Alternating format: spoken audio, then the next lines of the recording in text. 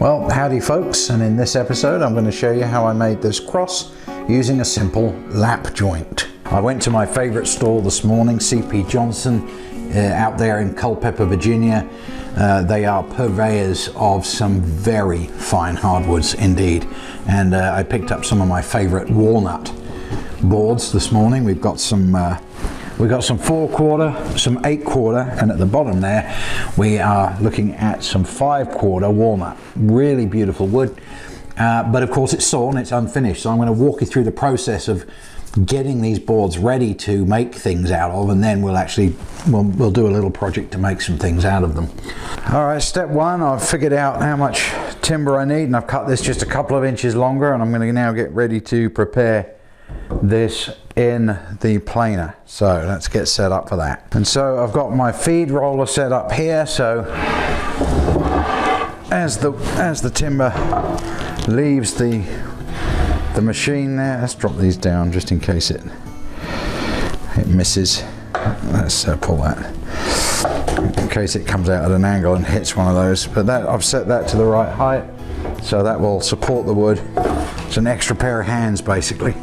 All right, let's I want to get this to 1 inch, or as close as I can. Let's hope we should be able to get an inch out of this. This is 5/4 walnut.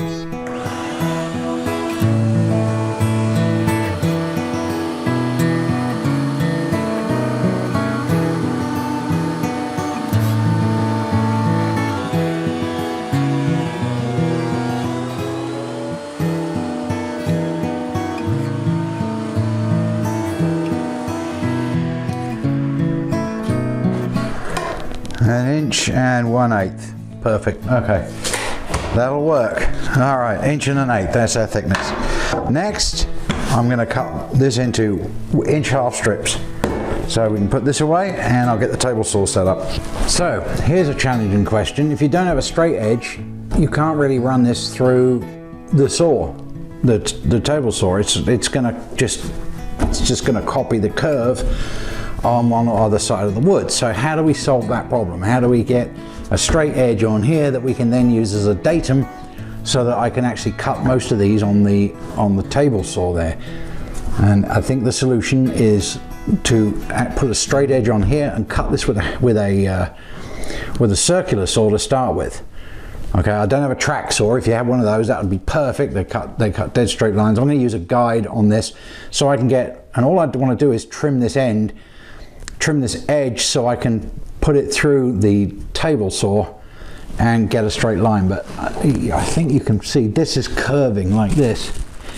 Actually, this side is a lot straighter, so I'm going to make this the datum side. This one's very curved, but if I get a straight line on here, we're good to go. All right, let's see if we can get that to work. That's my straight edge. All right.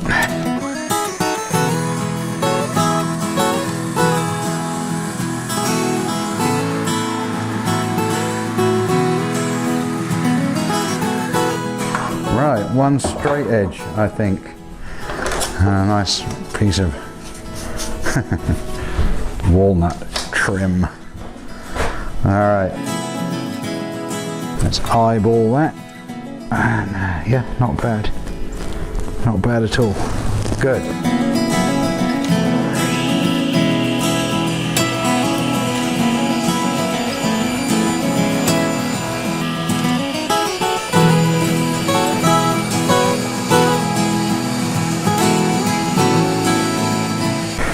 Another operation that I'm going through with these using the bench plane is to make sure that these are square, and you can see there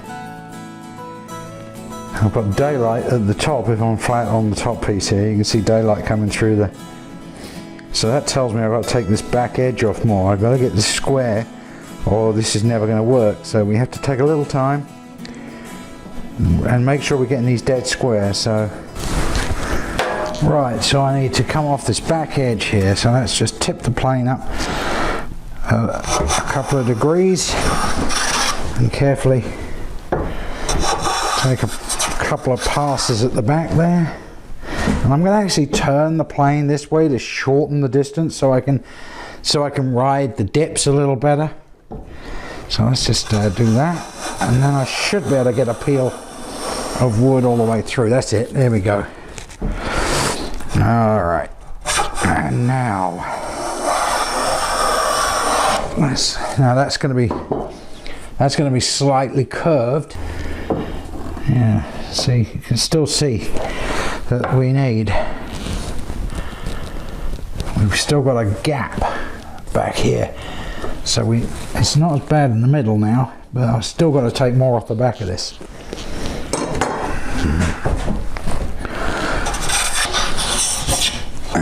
Very thin. Yeah, look at that. Lovely. That'll get us some nice finish on there. And as I'm doing this, I'm watching the shavings and making sure they're coming out from the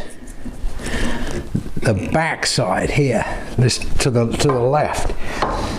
That way I know I'm taking it off the back. There we go.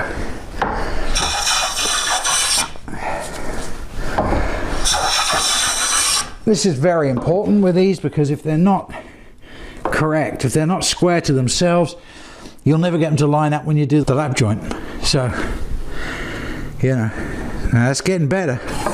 That is a lot better. Let's check it. Almost perfect there. Very, very good. Getting better. All right, a little bit more off the back. And we're getting wider strips coming off now, so if I can get this to... Okay.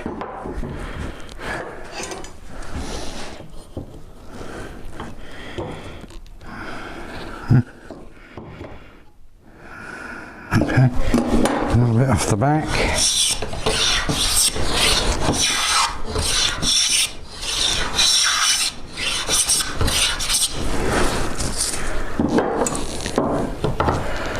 Yep, perfect. Right, I think we're ready. Good. I've kind of got into a good routine with the marking out now. Again, still using my marking knife. I've got a 4-inch block cut here. And what I'm going to do is just put a little notch right at the 4-inch point, using the knife like that on each of these. Then I'll take this square, get a good firm grip on that. That's really important. And then I'm going to finish that line through like that. Just let that run up, okay? Same with this one. Get that on there, real firm grip. Knife in the groove, real firm grip. Make sure that it's right on like that. Beautiful. Right now, seeing as that's going to lap with this part of this material, because these aren't exactly 100% perfect in terms of thicknesses and stuff. They vary slightly with each one because I'm hand finishing them, you know, with the planes, as you've seen. So I'm just going to make a little mark with that, all right? And then just bring this in again. Get that, grip that real good and tight. Cut my line in there, mark my line. And then back to this guy. And where's my original? Oh, I turned him around, look at that. And I'm gonna, there's my original line there. So I'm gonna mark it. Get that lined up on this back. I'm lining it up on this back side here with this. In fact, what I could do, here's an idea. Bring that up to that line. Bring that up to there. Hold it. Mark it. Ooh, stay square. You just get a little notch going. Take that out. Slide that up. Get a real good grip on that. Tight to the line, and then go in. And now what I'm going to do is I'm going to go on the table saw and I'm going to cut most of this out using the saw. I'm probably not going to mess around with a chisel. I think I'm just going to, and I've got 4 to do, so I'm going to do them all at once.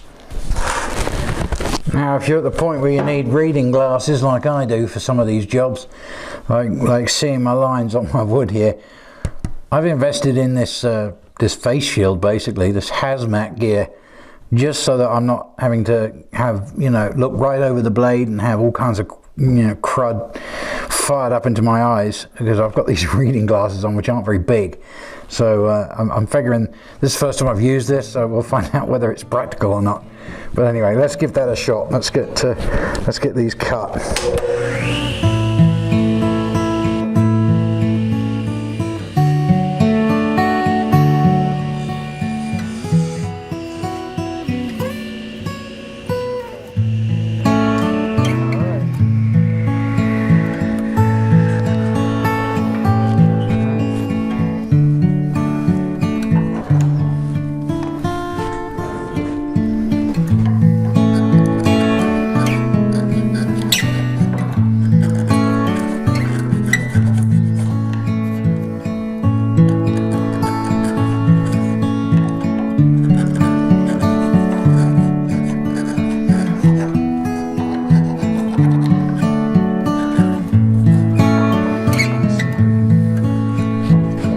See if we can fit these yet.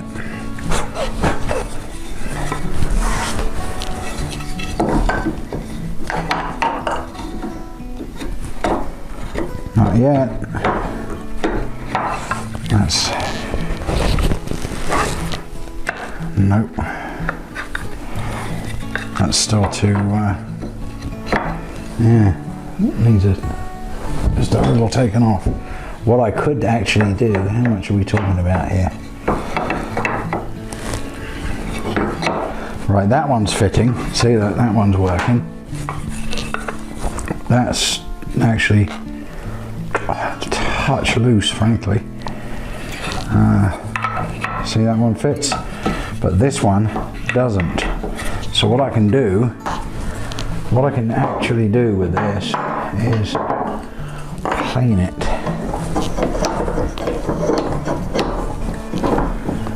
Thinner, so it'll fit in there. Also the added benefit of smoothing that off. So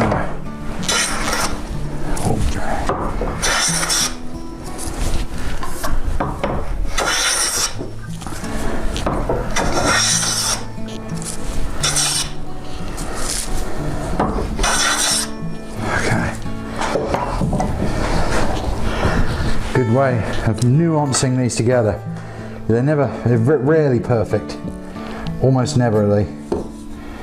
That's actually, I think if I take more off the back of this, because that's getting tight towards the back, which is good, but still a little too tight. So I need to take a little more off this edge, back edge.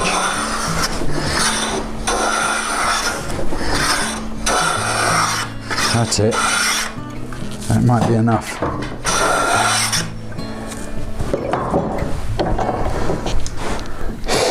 Still tightening up quite a bit, but I think I can press that. I think I can.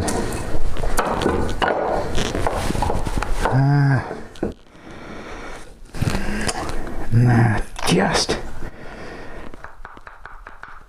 just another fraction. Really close that was. Take a little more off this back edge.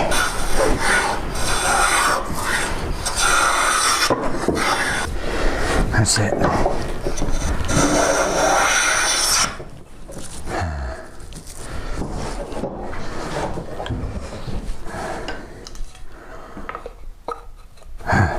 There it is. It's a shame I'm a little shy on that, isn't it? See that? This cut was slightly too far apart, so I'm a little shy. There's a little play in that, but that's not bad. That side is dead snug, so you could make that the front of the cross actually, and there's just absolutely no air gap at all there, and it's got a pretty knot too. It's got a little walnut knot in it. Okay, all right. Well, I think I'll glue that one up and call that a winner.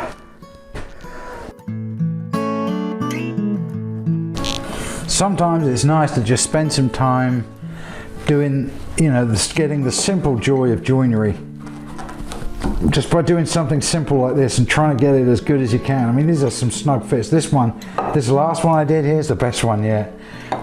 You know, you just get practice at it, and you just get better at it, I guess. And it's been a while since I've made these, so I was a bit out of practice, frankly. It's been probably a few years since I last made one of these guys. And you know, let's get these glued up. They don't need a lot, really. I mean, they're pretty much, you could just leave them friction fit. They're pretty good, but let's snug that down and get that seated nicely in there, like that. Oh yeah, that's come up real good, that. Nice. Yeah, occasionally you get one that comes out extra good. And that's one of them. That's really nice on the dimensions, that. So that's come out. All right, okay, let's put that on the pile while that dries. I'm going to do a bit of routing on these next. That'll be the next operation. And I've made a jig here, and it should be dry now, to make sure that when I'm routing these, I put this jig on here like that, and that'll act as a stopper for the jig, for the router when it, let's move that out away from me.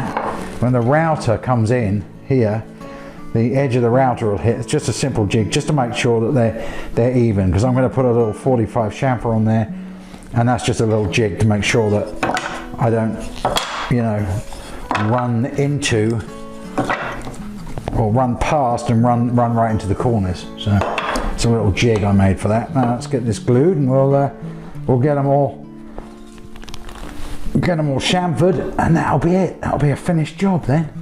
Okay, so this is my little mini router, and normally I keep a round over bit in this puppy, more or less permanently, because that's one thing I do a lot of, is rounding over. But I've got a 45-degree chamfering bit in there now, so I'm going to run that around the edge of each of these crosses on both sides, and then just run down the corners with it. And this is where that little jig comes in, and you'll see how that works. So I've got that kind of firm and lifted a little, so the bit clears the material. Let's give that a run.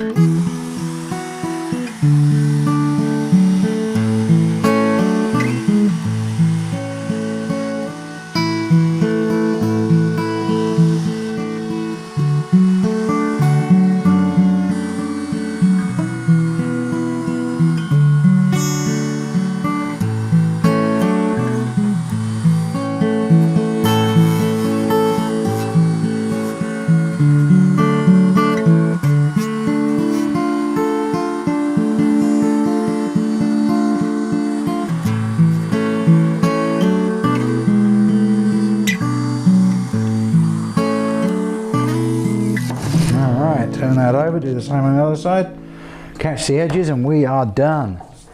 So there you have it, folks. We created something furniture-like, or at least nice and finished, from basically rough sawn walnut. So you've seen the whole process. Taking the raw material, running it through the planer, then doing some cutting to size on the table saw. You could use a bandsaw just as easily for that part. And then using a hand planer to really get these down to the size we want and get them nice and square and smooth, and with a brilliant finish. All I'm going to do now is just dress them a little bit, just to take a few rough edges off. I think the blade was getting a tad blunt on the little router there, so it was starting to leave little splints on there. So I'm going to just dress those off with this bit of 400 grit sandpaper. Make sure there's no sharp edges, and we're done. Then I'll just make a little hole in the back so they can be mounted easily on the wall, and then put some oil on them. Won't even need to varnish them really. The oil will darken the wood, and no need for stain or anything. Just let the natural beauty of that wood shine through. I mean, that is some wonderful, wonderful timber. Walnut, folks, really, I really love it. And there you go. So I hope you enjoyed the episode. I hope you picked up a few useful tips, and we hope to see you on another show very soon. So if you liked it, do me a favor, give me a thumbs up, will you? And subscribers are great too, if you'd like to subscribe. Always putting out new videos, new stuff, you know. So hopefully you'll enjoy, and come back and see us another time. All right, thanks folks. Take care. Bye-bye.